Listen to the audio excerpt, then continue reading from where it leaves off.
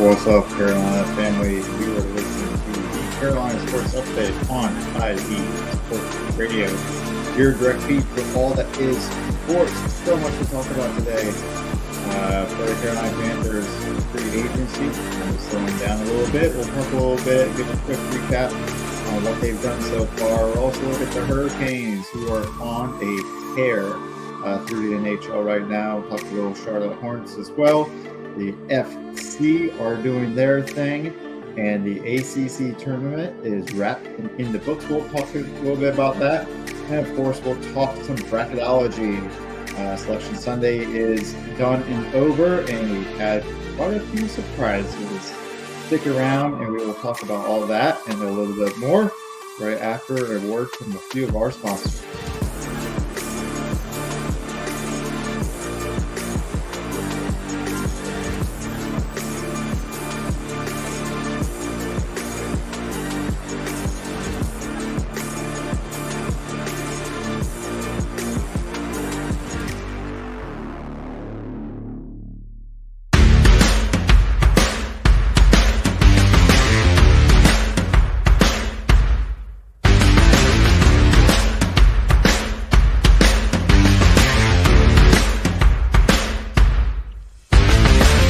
IE Sports Radio fans, this show is brought to you by Planet Jerky Premium Brisket Beef Jerky.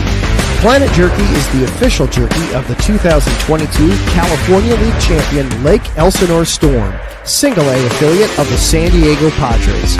This all brisket jerky has gluten-free options, contains no MSG, no sodium nitrate, is low in sugar, and high in protein. Go to their website at planetjerky.net and follow them on Instagram at Planet Jerky. Planet Jerky, the jerky that's on a whole other planet.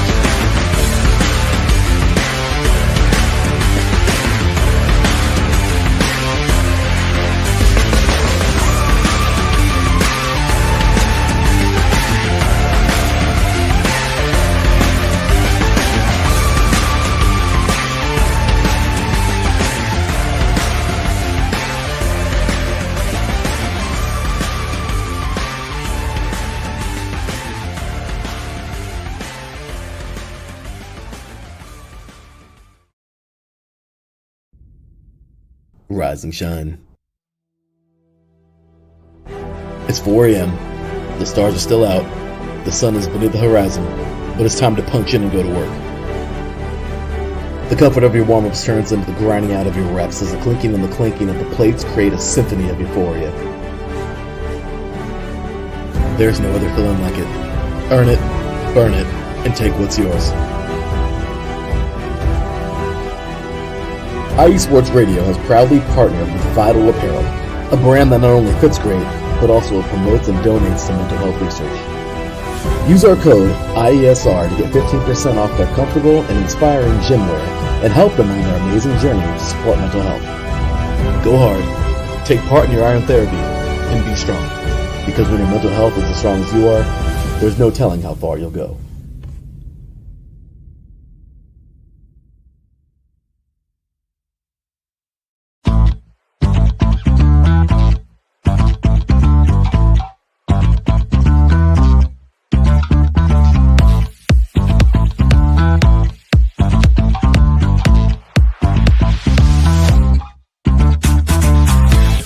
Hey there, IE Sports Radio fans. Be sure to check out our sponsor, Seal the Deal Wax Seals by Cecilia B.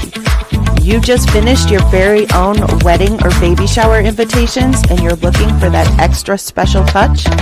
Maybe you just wrote a letter to a relative or a friend and you want to add to their smile when they receive it. Then seal the deal with Cecilia's handmade sealing wax stamps for your invitations, letters, and gifts. You bring the deal, we'll bring the seal. You can find them on Instagram at sealthedeal_wax stamps and on Facebook, Seal the Deal Wax Seals.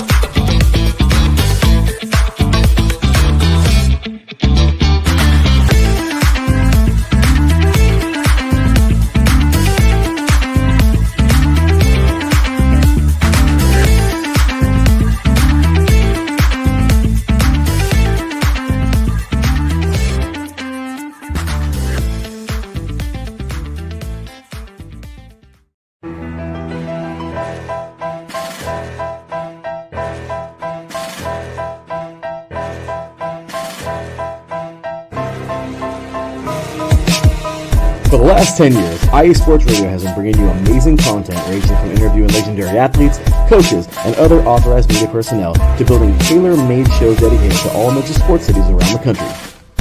Make sure to follow us at IE Sports Radio on X, Instagram, Facebook, TikTok, and YouTube to keep up with the latest in sports and with all of our shows. Also, make sure to check out our daily updated website at iesportsradio.com. At iesportsradio.com, you can see our daily show schedule and check out all of our show pages with personal bios to learn a little bit more about each of our awesome hosts. In addition to our show pages, you can catch the iSports Radio blog, Hall of Fame, Fans of the Month page, and our merchandise shop including t-shirts, tank tops, caps, long sleeves, hoodies, and more. For now over a decade here at IE Sports Radio, we've continued to be by the fans, for the fans, and we thank you all for your support and for making IE Sports Radio your direct feed for all that is sports.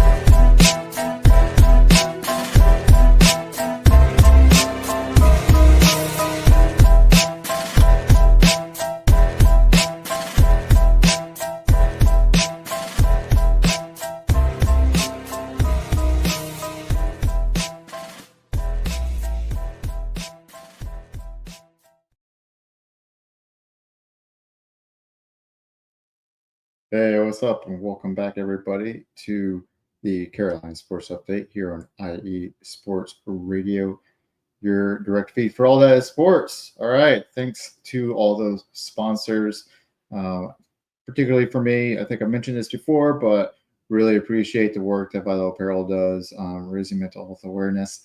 But also don't forget, our newest sponsor, Raw Nutrition Supplements. You can go check them out at getrawnutrition.com. And if you use that promo code IESR, you get 10% off. I've mentioned it before, but I got a friend our boys play soccer together. He uses it. He likes them. So, I've taken my word for it. There are people out there using it, and they are enjoying that Raw Nutrition. So get out there, grab you some Vital Apparel, grab you some Raw Nutrition. Get in the gym because you ain't getting any younger. All right, guys, let's get into it. We got a lot of stuff to talk about today. We'll talk a little Panthers free agency up first. Let's see if I can swing this out correctly. All right. Ooh, I'm going to take that off because that is killing my graphic. All right, so put together a couple of graphics. Panthers got busy in free agency over the last couple of weeks. Of course, I think we've talked about a lot of their moves really on the defensive side of the ball, but we'll kick it off here with a quick rundown, quick look at the offensive side of it. Signing Rico Dowdle off of the Dallas Cowboys for 1 year. Let's see if I can get those numbers up here real quick. I thought I had them. Where'd you go? I do not have them anymore. Right? Nope, I don't. Oh, well, no big deal. So Rico Dowdle signed on only on 1 year deal. Had a great season, especially second half there at Dallas. Provides a perfect complement to Chuba Hubbard. And with Miles Sanders being released, will come in and fill his role. Dowdle, I think, will make an excellent addition to the backfield here. You can see there his PFF grades. Put together these things from PFF, all this stuff, as far as I know, totally accessible from without having to pay for their subscription. You can get a lot of these stats and updates from them for free. So no violations there, but you could check out his grades there. Like I said, had a great second half of the season, over 1,000 yards rushing. So great compliment. You got Chuba, who's got the over 1,000 yards, and now Dowdle over 1,000 yards as well. Will make a great 1-2 punch in the backfield. But that 1 year deal, I think, is really just kind of setting them up to cover down while Jonathan Brooks is out for another season, recovering from a second ACL tear. We'll see how next offseason goes. Maybe Dowdle will come back. But more likely, I think what the plan is going to be is to bring Brooks back in. He had a pretty good couple of games. They're working him in nice and easy. He had a really nice game against Tampa. Had some really good flashes. You could see the elusiveness and the reason why they brought him in. in the first place. And he was really just kind of working his way back in when, unfortunately, he had that second tear. So look to see, I think, expect to see him come back after next season. All right, moving over to the defensive side where Panthers made most of their moves. One of their later signings, Christian Roseboom, or Rosboom. I'm not really sure how you pronounce that one. Linebacker coming off of the Los Angeles Rams. I think he had some time with Evero, but kind of had a pretty good season this last season. If you can see that there, I'm going to move this up to my bigger screen so I can see a little bit better. There we go. Now I can see it too. Only one sack, but we did have 91 solo tackles. I think that put him at 16th overall. Yeah, there we go. Out of 189, 94 linebackers, that's pretty dang good when you're looking at a good tackle rate. Coverage grade, all right. Run defense, pass rush, okay. I think he's out there to play, kind of a positional or rotational role, filling when they need him to, and help cover down from time to time.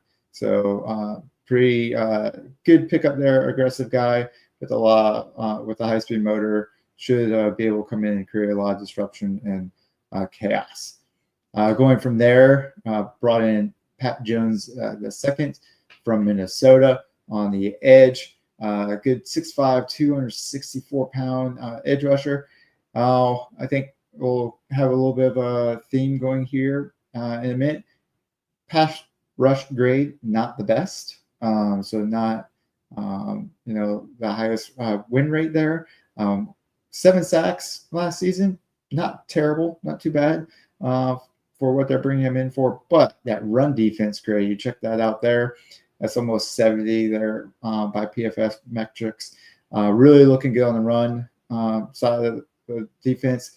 That was something that we definitely struggled with. I mean, the entire defense obviously struggled this last year, but the run defense was like the worst part of our defense. So seeing them bring in an edge who can set that edge and help contain the run really looks like a pretty good signing there. And then moved from there and brought in interior defensive lineman Tershawn Wharton off the Kansas City Chiefs, who had a pretty nice season with them. And now you're seeing that pass rush grade pop up a little bit, up to 68 there, with the run defense grade a little bit on the lower side. Also brought in 7 sacks last season. So now a guy who can on the interior get in, disrupt the quarterback, get him out of the pocket. He worked really well last year along the line when he had another tackle lined up next to him who was able to take on double teams. If we've watched Derek Brown at all over the last couple of seasons, one thing he's really good at is taking on double teams. Teams really key on him, especially after his Pro Bowl season. And he absorbs a lot of double teams, which I think will help to open up Wharton and let him get there in the backfield, disrupt the run, disrupt the quarterback, maybe flush him out into the waiting arms of a couple of our edge defenders. Moving on from him, brought in Bobby Brown the third, also from the Los Angeles Rams. And again, see this thing, pass rush grade, a little bit on the low end, run defense grade, a little bit higher, so 67 there. So another guy who can help along the line against the run. You get him rotating in and out with Derek Brown and Bobby Brown, and I think you got the makings of a pretty good rotational run defense there. And then you go back again and throw it back to Wharton there, who can help come kind of take advantage of those double teams, get in the backfield, clean some things up, and help take down the quarterback when you need to. From there, probably the biggest, I think, defensive signing outside of those two guys, Trevon Moehrig, safety coming off the Raiders. Great pickup here. Again, run defense grade through the roof for this guy, 87.5.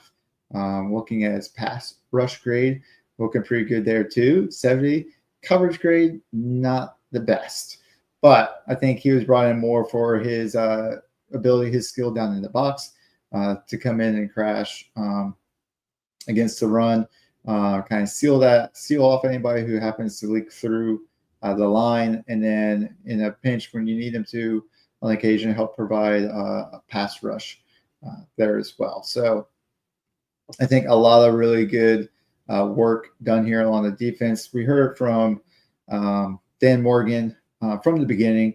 I talked about this before too, where he came out and he said right away, we are going to look to build the defensive line like we built the offensive line last season. And he recognized the need on the offensive line. Bryce Young, I think, was the most sacked quarterback 2 seasons ago and was in the running for one of the most sacked quarterbacks ever. I think he was in like the top 10 or something like that. It's pretty awful, his rookie season. The number of times he got planted. It's amazing he made it out there alive, to be honest. But really had significant issues with that offensive line.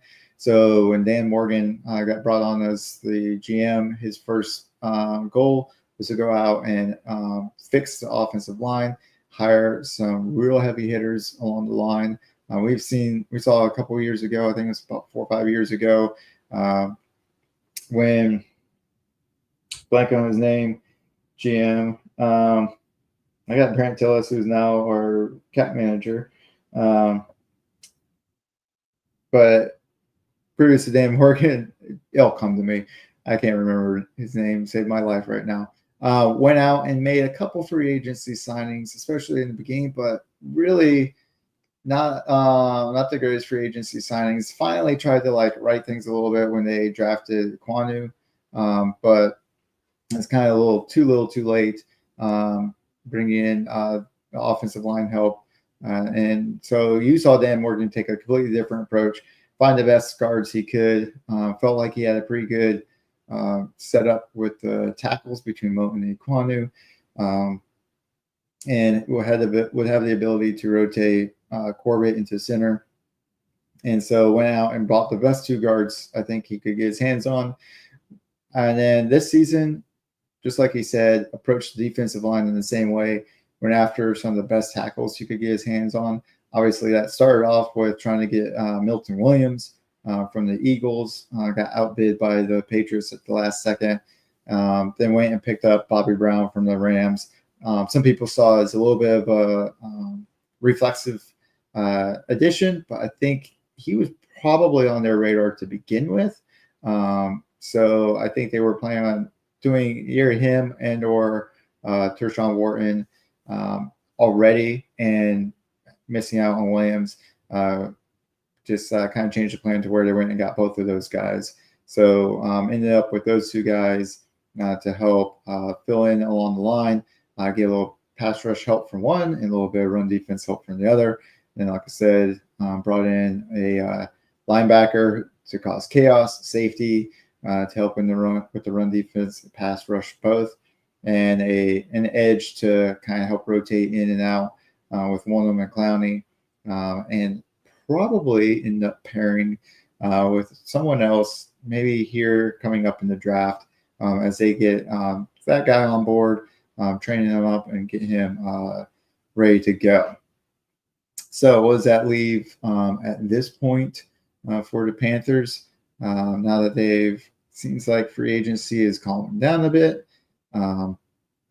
And let's see, after all that, looking at over the cap, the Panthers went from, I think they were looking around the a little over 25, almost $28 million in cap space this year.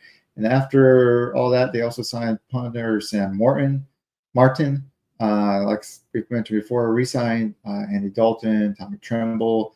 They brought back Christensen and Corbett. Gave J.C. Horn a nice new contract. Gave Mike Jackson a nice new contract. So paid some dudes who were already on the team, brought in these new guys, and they're now at $25 million of cap space. How do you do that? Releasing guys like Miles Sanders helped out a lot. working on Andy Dalton's contract, shifting some money around somehow. That's why I think Brent Tillis is stuck in my head right now, because he has been able to work some magic with the numbers. I went and looked a little bit at their over the cap to see how stuff's spread out. Most of these contracts, I think, are spread out fairly nicely. And we talked before about the fact that for next year, Carolina was looking at about 150, I think, $1 million in cap space. Now they're down to around 86, I think, if I remember correctly. So it's definitely spending some future money, but that's what you expect to see. And they still have room left over for next year to continue to look to sign on new folks. I think they've pretty much taken care of any re-signings they're going to have to do. So there's no big re-signings coming up anytime soon. You look at some of these guys. Let's see, Dallo, like I said, was 1 year. Roseboom, I think, is 1 year as well. Jones, Wharton, and Brown, Mooring, I think those guys were all 3 years. Jones might have been 2. I have to go back and double check. But those guys along the line, 3-year deals. If I remember correctly, our 2 guards that we brought in last year also on 3-year deals. So decent length to ensure some continuity, but not so long that you're locked into them for a long time.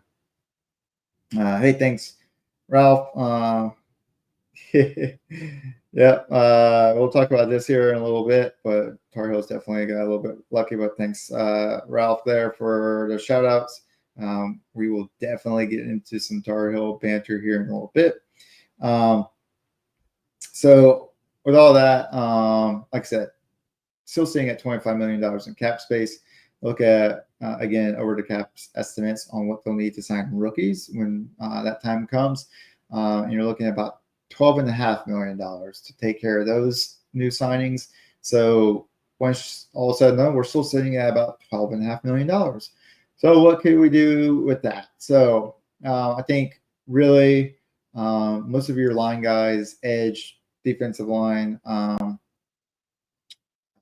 even linebackers, for the most part, are all pretty well spoken for at this point. Let's see, there we go.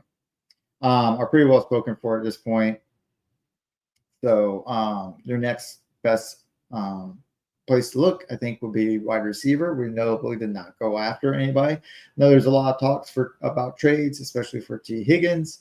Definitely some DK Metcalf talk going on. There's now talk about Brandon Ayuk, who, by the way, is...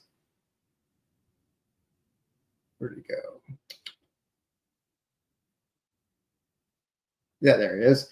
Brandon Ayuk just turned 27 today. It is his birthday, March 17th, and happy birthday, Brandon Ayuk. Sounds like a great day to pick up a new team, maybe the Carolina Panthers. Talks about trading for him are obviously all over the place on X right now. So that could be an interesting situation there. Other free agents who are available on the wide receiver market, Amari Cooper's still out there. Stephon Diggs is still out there. Even Elijah Moore, Keenan Allen. Really, some of your lower end wide receivers for sure. But with $12.5 million on the books, you can easily afford one of those guys. We could look at some more secondary help. We did bring in, again, Maury at safety. We could re-sign Horn and Jackson. We could probably use another slot guy to bring in there on the cornerback. Look at another safety signing. Somebody play special teams. I know a couple of our safeties have already left and gone on to other teams. So looking at, but so looking just to see who, there we go. Asante Samuel Jr. is still on the board. Justin Simmons, who played for Atlanta, did a pretty good job there. Our favorite son, Stephon Gilmore, is a free agent once again. I I think a lot of people would love to see him come back in, play one, maybe two more seasons and finish off his time in Carolina. I don't think he'd be opposed to that either. There was a lot of talk about that last year. But I think Morgan just kind of waited it out, hoping the price will come down. He got a better offer in Indy, so he went there. No love lost there. Dude is playing for his last couple of seasons. Let him get what he can get on the market. And then Razul Douglas also an option there. So again, sitting at probably about 12.5 million left over. Probably at this point, sitting and waiting for folks to basically come down on what they're asking for. Realize that they're probably not going to get signed at the rate they would like.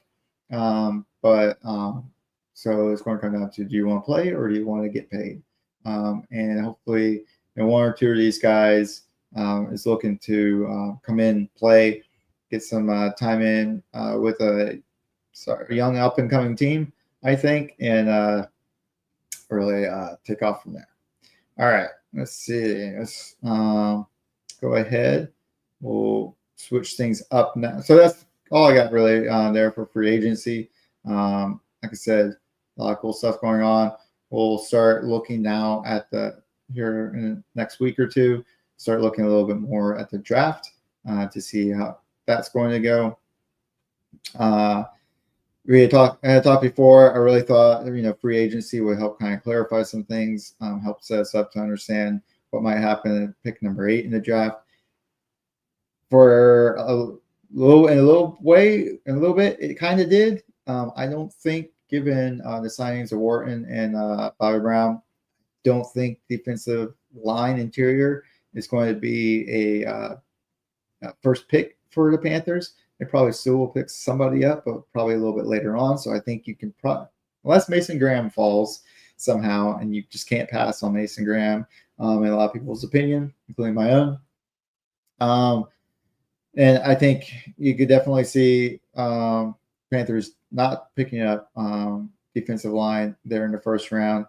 Resign Tommy Tremble, having Sanders on the books. I think they'll be good with not going for tight end in the first round. I know there's been a couple guys floated for them there in the first round. Warren, I think, is one of the names that comes up a lot.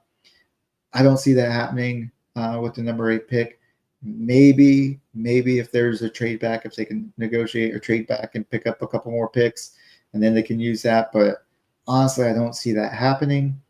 The fact that they haven't done anything with to improve the wide receiver room, which in my opinion is okay. It's not great. I think you need to get it to great at some point here soon. I would not be surprised to see them go wide receiver with pick 8. I have to do a little bit more watching. I've liked what I've seen from Ted McMillan, but I want to see Michael Golden some more. I've always liked Emeka Ibuka. I think he's a better wide receiver than most people give him credit for. And then again, edge linebacker, still definitely needs a particular linebacker. So if you get a versatile one who can play linebacker, but then also be kicked out to the edge and develop a lot of pass rush, that would be, I think, probably, in my opinion, the best option and what they would most likely look for, especially if they sit at pick number 8. If they're able to trade back, expect to see a little bit more interesting things happen. Probably maybe that wide receiver get picked up and then pick up an edge or linebacker sometime in the second, especially if they can pick up an earlier second round pick, and then attack safety in the secondary a little bit later in the second, early third, and then start to kind of bring in those fortifications backup type players once we start rolling into the 4th and 5th rounds. All right, that's enough, I think, Panthers for right now. Let's start talking a little bit more about the Carolina Hurricanes, who, as I mentioned in the opening, have been on an absolute tear recently. They have been cleaning up in the NHL since the trade deadline. I think they're undefeated since the trade deadline, but 7-0 now, or on a 7-game win streak right now, after beating Philadelphia Flyers 5-0. And in this game, we had Janikowski had his second 2-goal game since being acquired by the Hurricanes. That's pretty impressive. He was picked up again from Nashville for a 6th-round pick. And in his, 1, 2, 3, 4, 5, 6 or 7 games with the Hurricanes, he's had two 2-goal games. That's pretty incredible. Well worth that pick, I think, in the end. And they have been tearing through people. Let's see, we had talked about, I think last time we mentioned their next game was going to be against the Winnipeg Jets. They beat them 4-2, and then went on to beat the Tampa Bay Lightning 4-1. Had a rematch with Detroit in Carolina. They had played them previously in Detroit to a 2-1 win.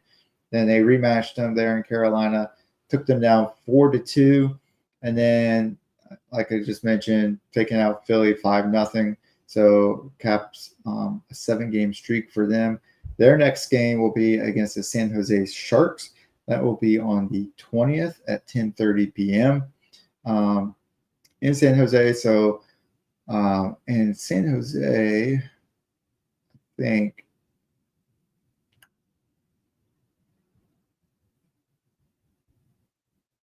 no, not doing quite as good as I thought they were. Actually, San Jose at the bottom of their conference, sitting at 18-41. That's bad. Already eliminated from the playoffs. First team eliminated from the playoffs. So hopefully, all due respect, that will be an easier game for the Canes. They'll be able to keep that win streak going and keep going for this next month as they get prepped and ready for a pretty strong playoff run. They now sit 10 points behind Washington, but 8 points ahead of New Jersey in that hunt. So pretty securely there.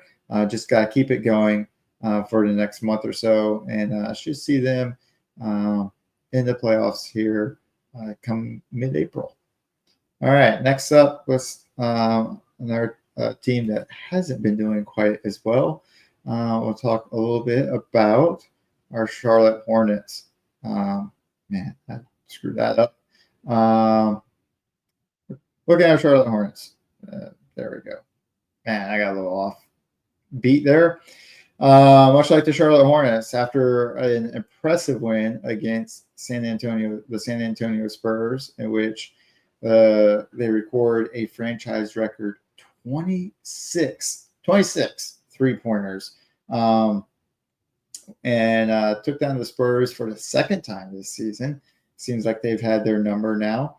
145-134, so no defense in that game whatsoever. Typical NBA game, in my opinion. Follow that up with a clunker against the Los Angeles Clippers, which was a reschedule from early in the season when the LA Fires were going through and they had to postpone their Lakers and Clippers games.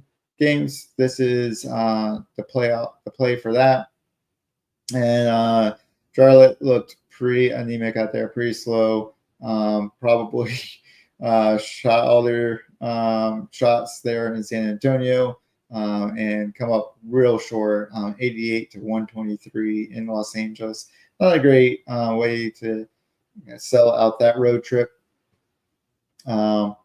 But you had Mark Williams, who was supposed to have gone to the Lakers, but was denied because he failed his physical. Amazingly, played and ended with 18 points and 15 rebounds. Pretty impressive for somebody who couldn't pass a physical a month ago. And speaking of, since that, over the last 5 games, he has been averaging about 30 minutes per game, and which adds fuel to that fire, I think, for a lot of people who thought LA really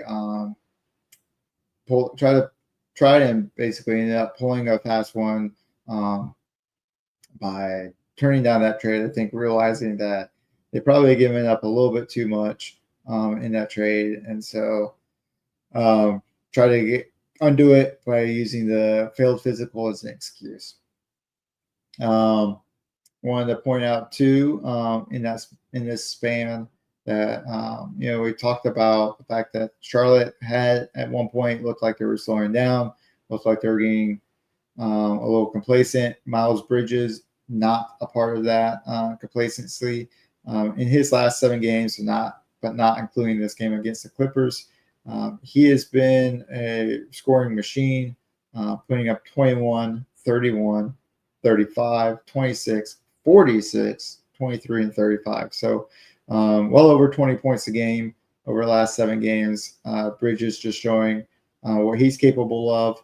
Ball, I always say Bell. Ball also playing well over this last stretch. So I've said it before, some good talent on this team.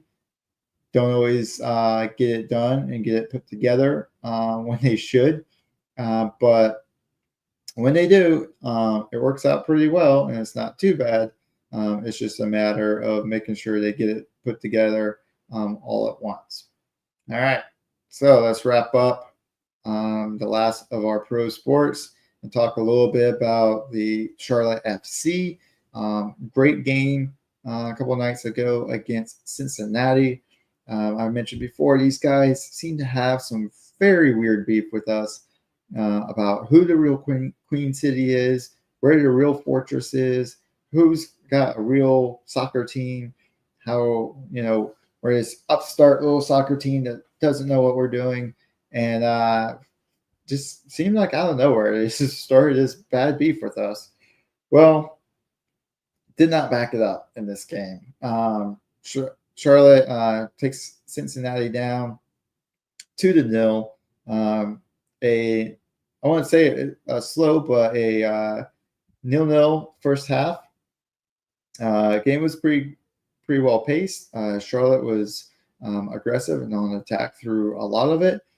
Cincinnati had their own moments as well, but got into the second half, and it didn't take long.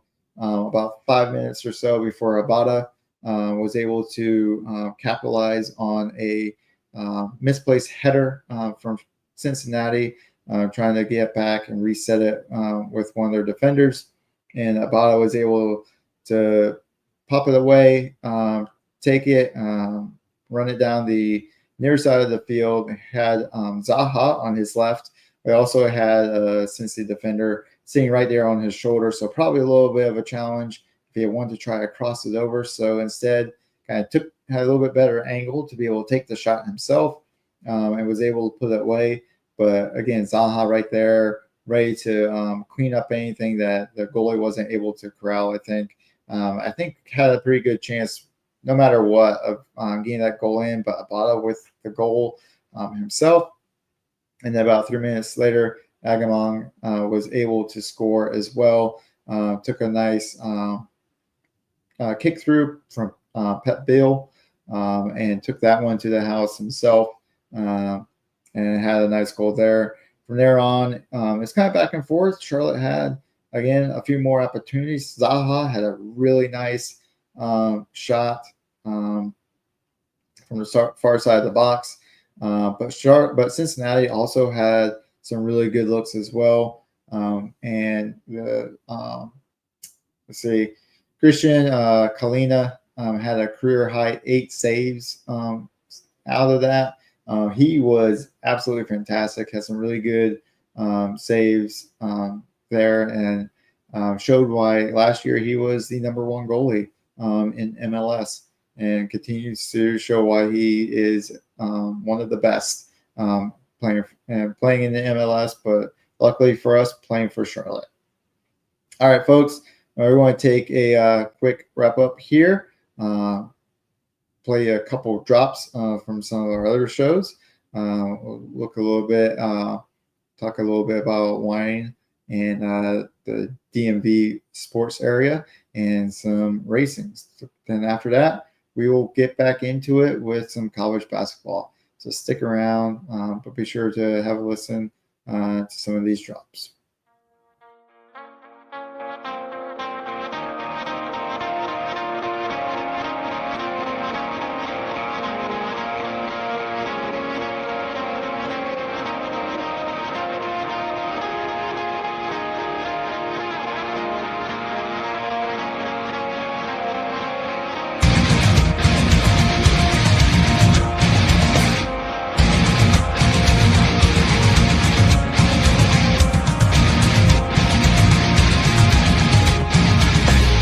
Hey sports fans, do you like wine?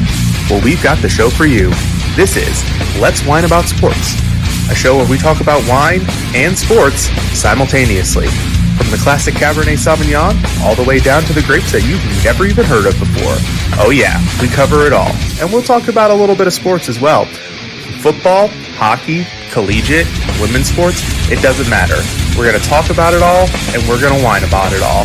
So join me Monday at 8 p.m. on IU Sports Radio, your direct feed for all that is sports.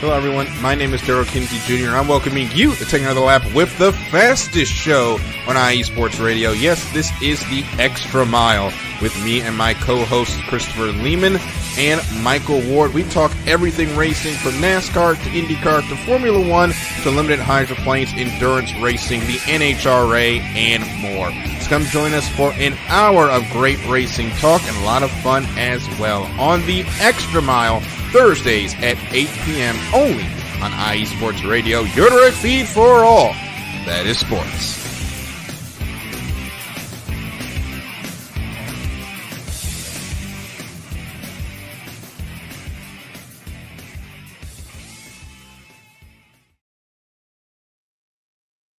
All right, welcome back, everybody. Be sure to check out Matt and Daryl's pods there, their shows, some really good shows.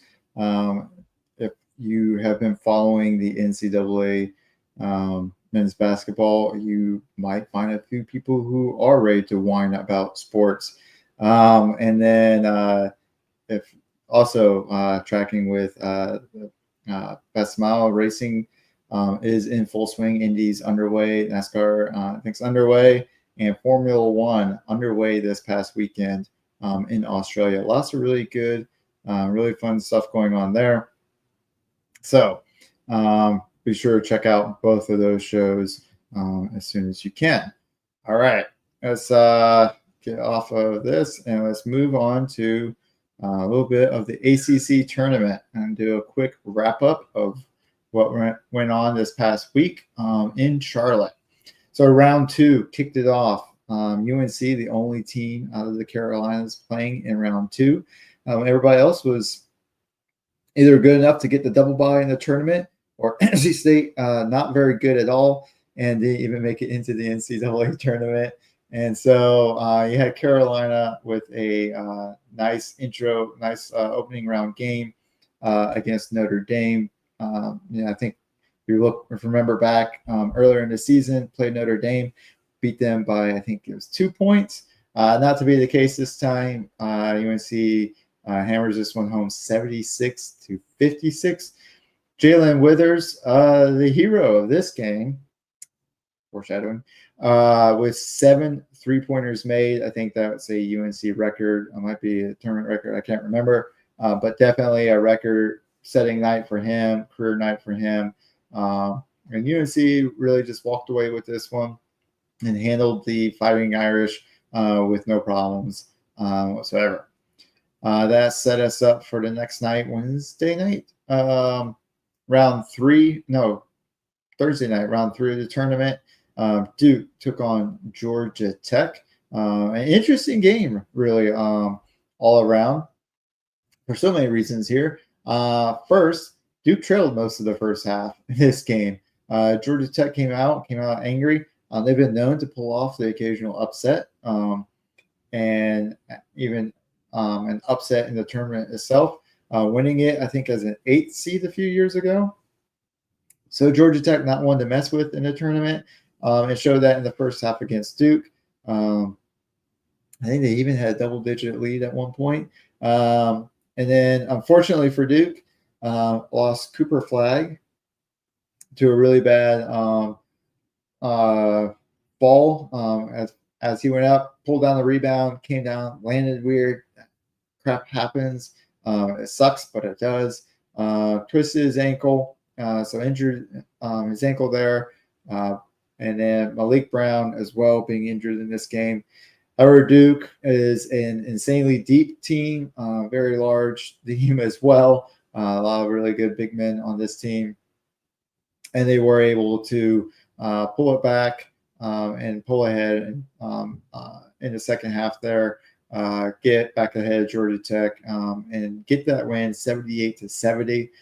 Georgia Tech eliminated from the tournament, and Duke moving on to the semis to face the winner of UNC and Wake Forest. This was another really, really good game.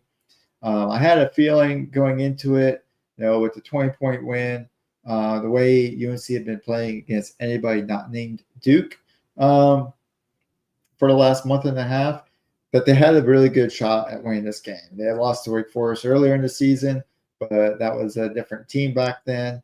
And with this team, I felt like they had a good shot to win this game. They're riding pretty high, I think, off that 20-point win. It also usually means UNC is open to flubbing it up. And so I thought going in, while they had a really good chance to win it, it was probably going to be a tight game, a lot tighter than it should have been. And lo and behold, it kind of was a real back and forth type of game. UNC let Wake Forest get up early, 14-3. They went on about a 10-point run after that, got to draw it within 1 point. It was back and forth all the way into the half. UNC opened it up a little bit in the second half, led by 7. I think even pushed it out to 10 at 1 point. Wake Forest crawled back into it, went down deep into the second half, and UNC finally able to, especially off of some free throws late, pull away for the 68-59 win, and then the opportunity to go on to face Duke in the semis. After that, Clemson faced off against SMU, our newest addition to the conference, who also for a long while was sitting on the bubble. So a deep ACC tournament run or even a win would really help them out, would definitely help them out if they were able to pull off the tournament win.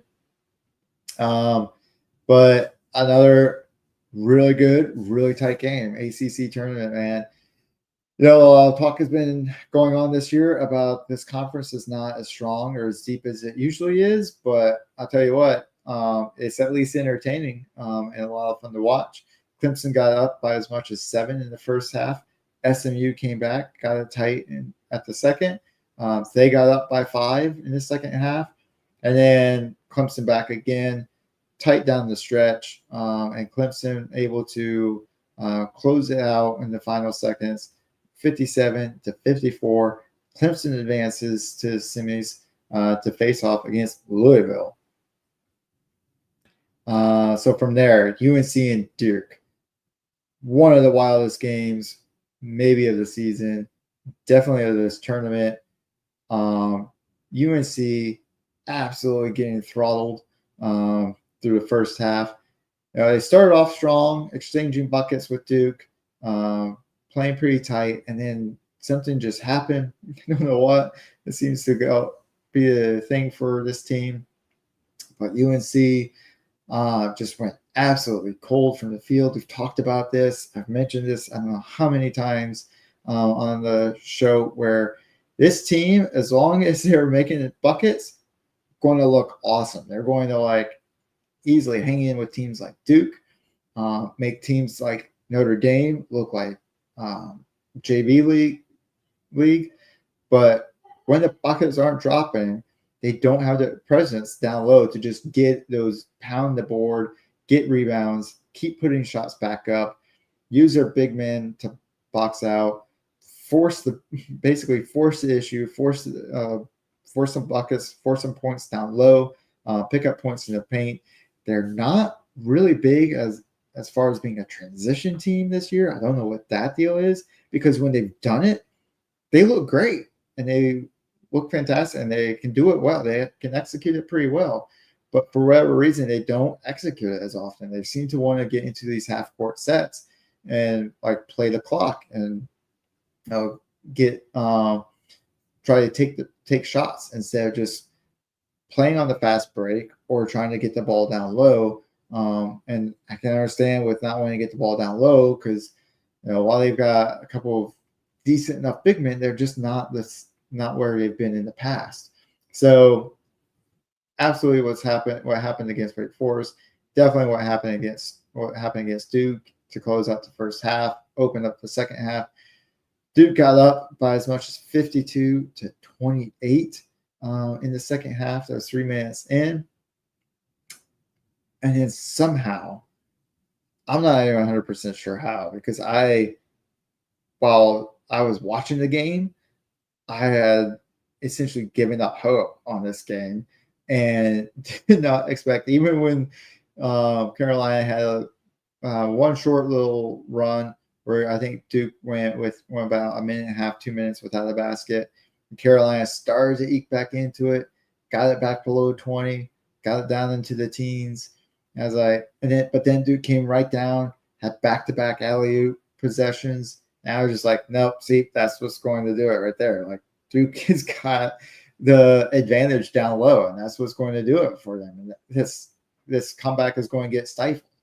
The comeback did not get stifled. Carolina continued to battle. Lubin, from out of nowhere, continued to battle. And Carolina, like, amazingly pulled off a 24-point comeback, or a 23-point comeback, really, or to close to within 1 point.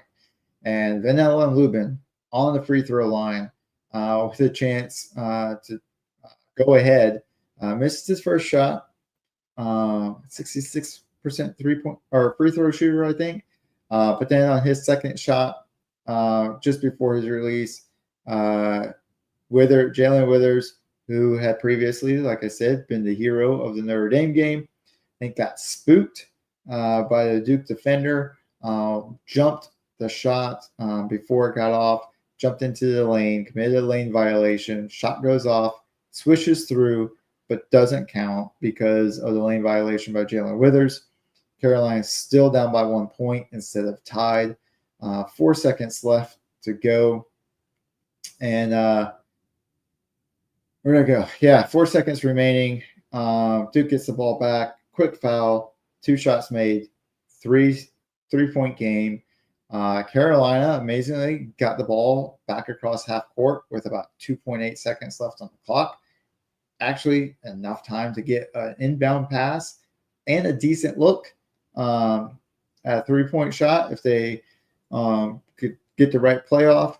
Unfortunately for them, the ball ends up in Lubin's hands at the three-point line. He takes a shot, but I think it clanged off the front of the rim, and UNC is out of the ACC tournament. Duke survives and advances on to the championship game. That left Clemson and Louisville to battle it out. Close game throughout. Well, not throughout. Close game through the first half. Louisville then takes over right at the very end, takes that into the second half, gets up by as much as 15 with under 4 minutes to go. So you think it's going pretty well for Louisville, but Clemson was not done. And in that last 3 minutes, rallied back, got it to within 1. But Louisville was able to get another bucket, keep it a three-point game, and they take the win away from Clemson, 76-73, and they get to go on to play Duke in the championship game. Well, Duke not having it after that near miss with Carolina ends up able to defeat Louisville 73-62. Louisville did hang tough with them through the first half, but midway through the second half, Duke was finally able to pull that away, get the double-digit win, get the ACC championship regular season, ACC championship tournament, and does not relinquish, save one game, one loss to Clemson throughout the season for Duke. An absolute chokehold on the ACC this year. So Duke playing probably their best basketball in years, really. Unrelenting, and they will go in to the NCAA tournament. We'll find out here in a minute. But first, before we get to them, I do want to give one last shout out to our men down south, South Carolina, who opened up the SEC tournament against Arkansas Razorbacks. We saw before this was the one of two teams they beat this season in the SEC. So I had a fairly decent shot at getting this win. Unfortunately for them, Arkansas opened up a 20-point lead on them. South Carolina, though, did rally back. They closed it to, I think, within one. Yeah. And actually, closed it to within one with about 4 minutes left in the game.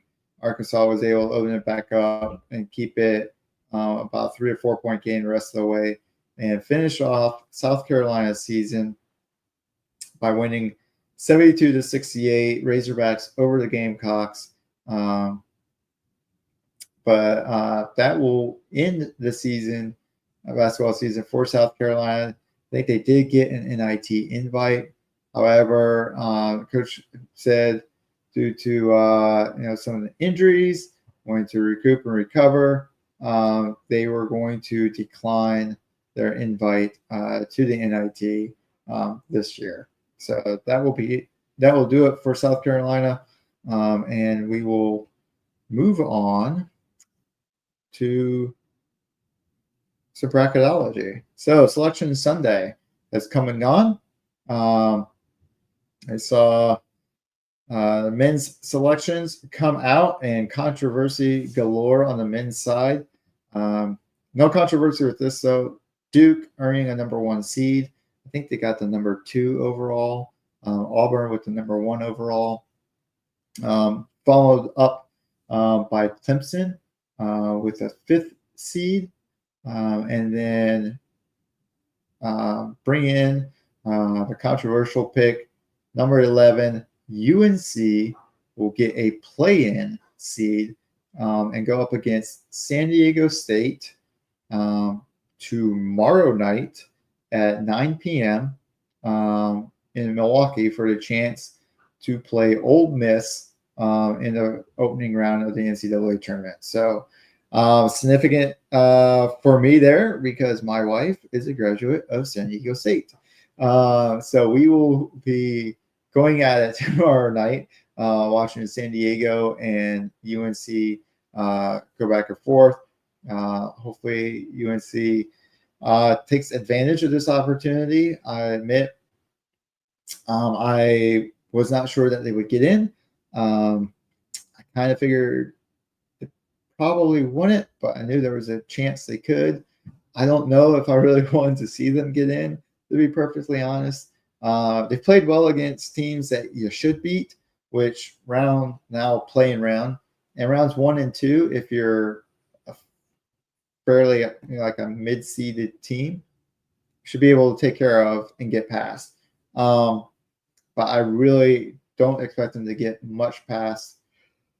I don't know if they'll get past Ole Miss at this point. They might. The SEC's a lot tougher competition. I know Ole Miss is only a 6 seed, but that's because they played in a conference with Auburn and Alabama, Texas A&M, Mississippi State. I'm seeing all these teams from the SEC with these great seedings here. And so they've played, I think, a higher level of competition and at a higher level than North Carolina, I think, probably has throughout most of the season.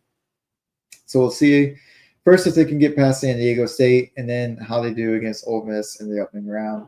But definitely a lot of people wondering why they're in to begin with, especially I think there's been most of it has centered around whether West Virginia University had the better resume and added to the fact that controversy, our athletic director, Bubba Cunningham, is also, I think, is president of the NCAA tournament committee. So people point to that as like, of course they're going to get in. Their AD sits on the committee.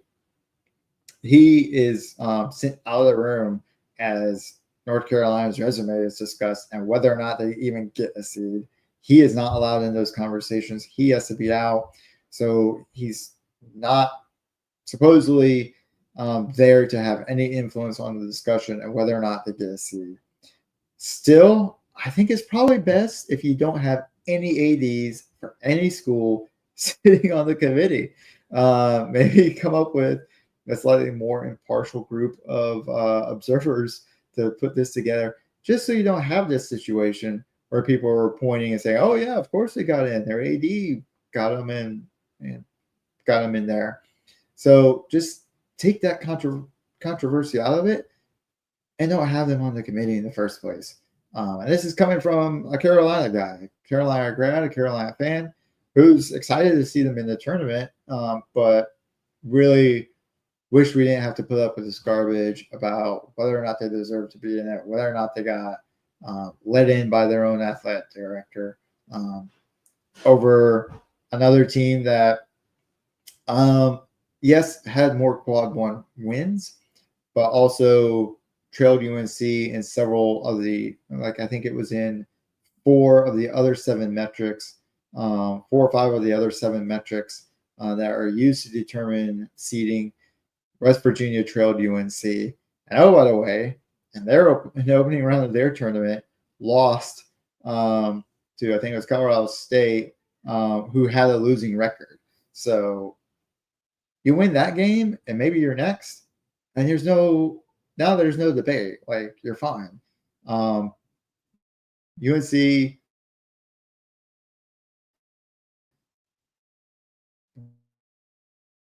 was able to take care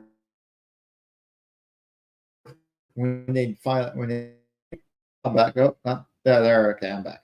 All right, but you take care of the teams you're supposed to take care of, and a tournament, the selection committee, I think, will take care of you. So West Virginia taking care of the game they were supposed to, not lose to a team with a losing record, probably would have had a better case against Carolina, as it was to not have the full case against Carolina. And so the selection committee went with UNC over West Virginia. Other Carolina notables in the bracket, High Point, I think in for the first time. They are number 13 seed. And UNC Wilmington in is the number 14 seed. So we will be watching all these teams coming in over the next couple of weeks, next week or two. We mentioned Duke, number 1 seed. They will be awaiting to play their first game March 21st, and they will be playing the winner. I don't know. I think American and Mount St. Mary's will get the distinction of playing Duke on March 21st. We've got Clemson, who, let's see, Duke is sitting in the East bracket. Carolina is sitting in the South bracket. We already mentioned them. They'll play tomorrow night against San Diego State. Then they play Ole Miss on the 21st. Clemson is sitting down in the Midwest bracket. They kick off March 20th against the 12th seed McNeese. And then High Point, as we mentioned, is in this as well. They will be playing, where did they go? Not finding them. Where'd you go? Well, while I look for them, I'll talk about the fact that UNC Wilmington, as a 14 seed, will play number 3 seed Texas Tech.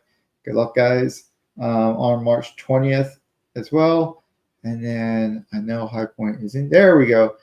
13 seed High Point, also in the Midwest bracket, will be playing the 4th seed Purdue. All right, so that's the men's side of the ball. Over to slightly less controversial, the women's side of the ball. South Carolina gets the number 1 seed, but I think they got a number 2 overall, with UCLA taking the number 1 overall seed. I think there was some debate that maybe Texas would have gotten the number 1 seed if South Carolina did not.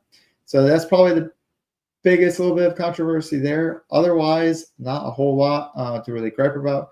Duke with a number 2, or South Carolina with their number 1 seed. Their first game will be March 21st against the 16th seed Texas Tech, followed by Duke, the number 2 seed, same region, Region 2, playing in Birmingham. Will be playing the 15th seed Lehigh. And if you know your NCAA tournament history, you know Duke and Lehigh could be an interesting game. So we'll see how that one goes. Then you have NC State on the opposite side of the bracket in Region 1. This is UCLA's region. They will be playing the 15th seed Vermont. Also interesting to note, San Diego State is in there as a 14th seed. And then UNC was playing as a number 3 seed in the region in Regional 2, so same region as South Carolina and Duke. They will be going up against Oregon State, and their the opening game there will be in Chapel Hill. So that will be pretty cool for UNC to be able to play their opening game at Carolina. And then of note here, UNC Greensboro women are also in the tournament. They are a number 16 seed in Regional 4 and will be going up against the number 1 seed USC on March 22nd, 3 p.m. So a lot of great action, I think, here for both our men and women going through the tournament. We will obviously be keeping a really close eye, watching them to see how things go, and be excited to see how this tournament plays out.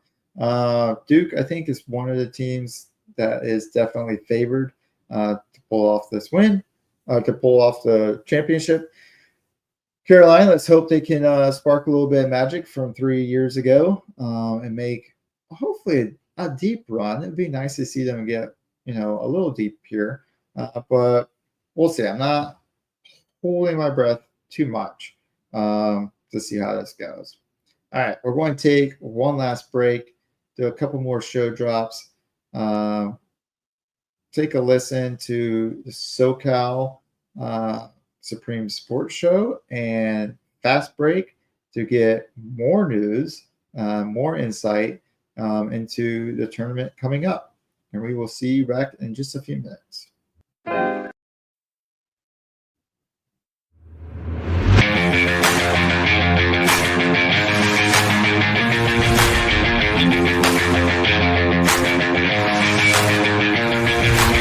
What's happening, sports fans?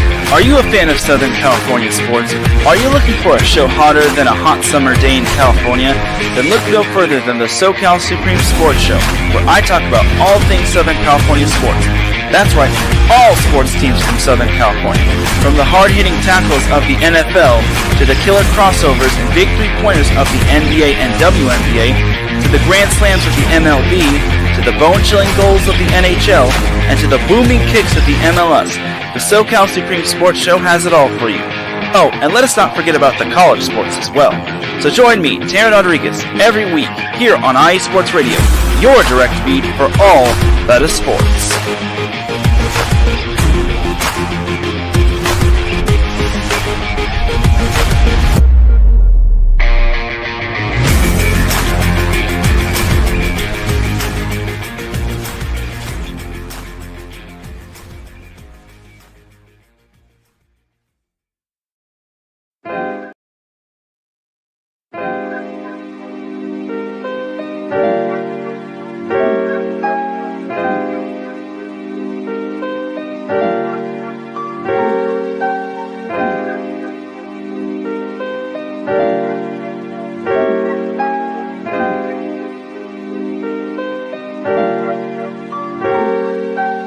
Hello, ladies and gentlemen. My name is Davidson, It's your boy Dentarius Law. And we're the hosts of Fast Break here on IE Sports Radio, where we discuss everything in the world of basketball from prep to the pros. You guys should definitely check us out, man. Sunday, 8 p.m. Eastern, 5 p.m. Pacific. We got all the basketball information you guys need, so we look forward to you guys listening in. And please do, because we are the best basketball show on this side of the Mississippi. And please do check us out on Twitter at FastBreakISR. D-Lock, where's our time again? 8 p.m. Eastern, 5 p.m. Pacific. That gives you guys plenty of time on a Sunday. Tune in.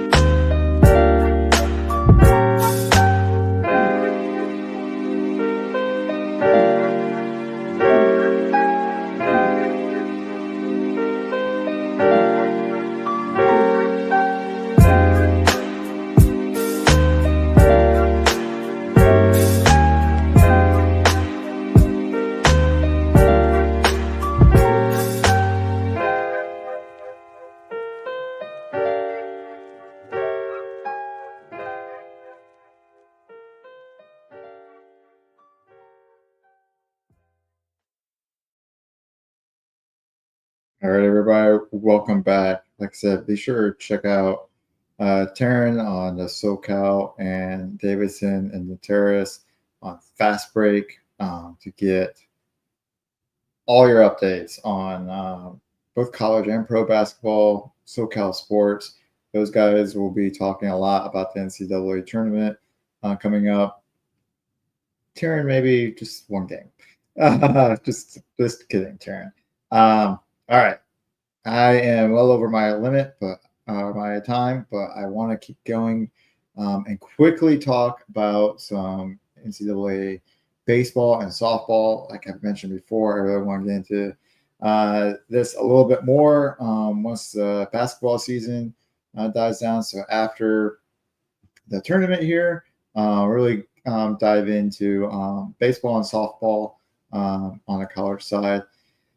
Maybe also start looking into some lacrosse, field hockey, and see what's going on there as well. But for now, with the time constraints that we have, I'm only going to be able to hit a few highlights here on the baseball and softball side. So, quick run through for you guys. UNC previously had been as high as number 6. They have fallen to number 17. They have gone back and forth with their ACC play. They now sit at 16-4. They are 2-4 in the ACC. So kicked it off with a loss and then win, loss, back and forth. And most recently lost a 3-game series to Louisville, 1-2. So that brings them down 11 spots to number 17. Clemson, however, moving on up, they are now up to number 7 with a 19-2 record. They are 2-1 in the ACC, and picking up one of their first losses. It was to Notre Dame, 3-7. So tough loss there, but still seeing in the top 10 in college baseball. And you've got Wake Forest, who's held pretty steady. I think they were previously 14th. Yep, previously 14th, have kind of worked their way up to 11th. They are 18-3, 6-0 in the ACC, following a 3-game sweep of Miami. So Wake Forest playing really well right now. Hopefully we continue to see them playing some good games against other non-North Carolina or even North Carolina teams. And then Coastal Carolina, I can't remember if we talked about it last time, but I've broken into the top 25 and seeing at number 24, previously ranked number 24. So no movement for them. They are 15-5, 3-0 in the Sun Belt Conference, following a 3-game sweep of Georgia Southern. So a lot of teams playing in the from North Carolina. Playing in South Carolina, playing in the top 25. Hope to continue to see that. Would like to see Duke put together a few wins and work their way back to the top 25. And then NC State as well. Haven't seen their record here lately. I'll have to be sure to check that out before next week to give you a little bit deeper dive going on there. All right, and then for softball, ladies playing tough. South Carolina always play extremely well, I think, in women's sports. They are sitting at number 9, right? Yep. Previously number 10, so a little bit of a tick up for them. They have a 22-5 record, and despite being 2-4 in the SEC, again up to number 9. They did just have a series win against Georgia, taking that 2-1. Duke is now at number 17, after previously being number 16. They're 19-9 overall, 4-2 in the ACC, so doing well in the ACC standings. Took a series win 2-1 over Syracuse, so playing tough there. And then, while not ranked, I did want to mention UNC and Clemson.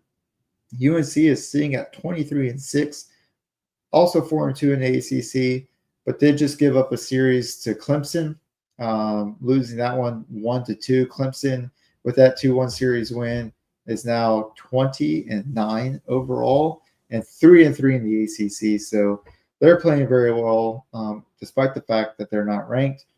They did receive votes to make it to the top 25. UNC, however, no votes for a top 25 position. We'll see if they can put together some wins here over this next week, maybe pick up a couple of votes and crack that top 25 there. All right, y'all. I think that is finally going to do it for me. Be sure I want to circle back around on some of this. Make sure you guys check out us on social media. We always love to see you on social media. We sit on X, we're on Instagram. I've got my own One Fan's Opinion Instagram account going on. On X, you can find us there, the Carolina SP Up, at IE or _IE, or at UNC Navy. That's my handle. I do my One Fan's Opinion stuff, but I also do some of my own stuff there. So you can find me at either one of those. If you like what you're listening to, enjoy hearing about Carolina sports, want to see some cool stuff finally get hung up on the wall, be sure to go down there to, let's see if I can do this right, down there to that supporters club link. You can also find that under the Carolina SP Update handle there on X. Click on that, show some support there, and help float the show a little bit.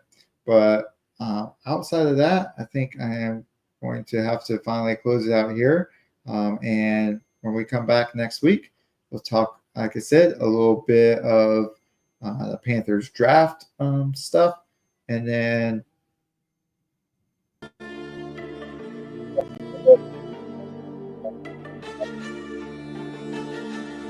and start to transition into some spring sports for college. But y'all be sure to come back in next Monday at 5 p.m. and be sure to check out the rest of our lineup of shows on IE Sports Radio, your direct feed for all that is sports.